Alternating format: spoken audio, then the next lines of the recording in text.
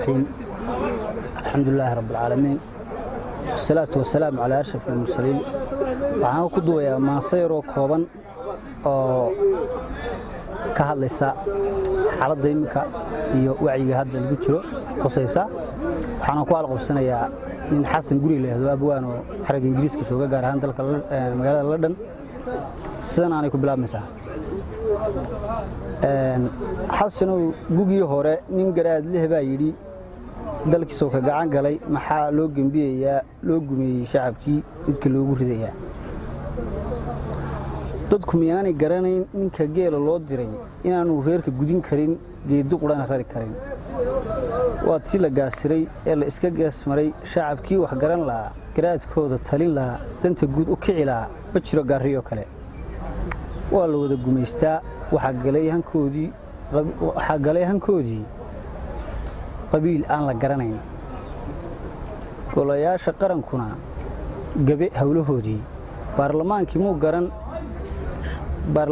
muu garan adaa shacabka geel iyo garyaqaan mitido iyo u ah buur la hoos galo. golihii wasiiradu waa geed har laga tiray gudyahay ka buuxaan nina garasho dheer ma leh.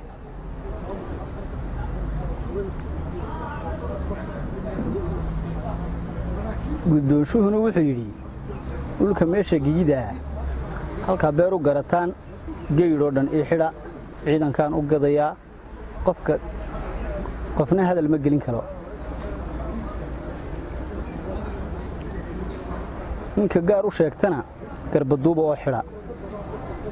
anigaa guddoonshaa geeygoo dhan maamula taladana cid kama guro taydaaba wada gura.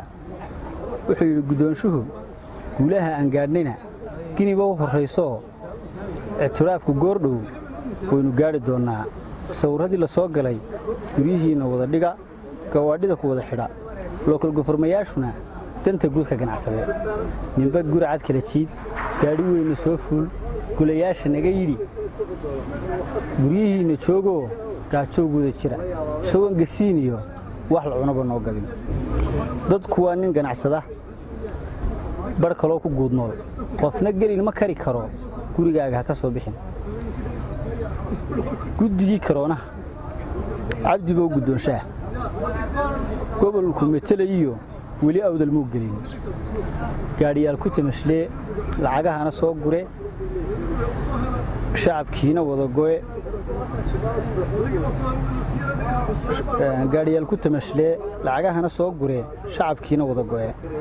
cisbitaaladii guud gargaar caafimaad ma leh odoon weeye maatidu guddidiina maba oga. gobolladana lama helin ambalaas wax lagu guro oksijiinna lama geyn guddidiina maba tegin. shakhsiyaad gargaariyo ambalaas burcow geey inta kalena waa geli guulahayn u maqan yahay. assalaamu calaykum waraxmatullahi wabarakaatuh. wabillahi tawfiiq.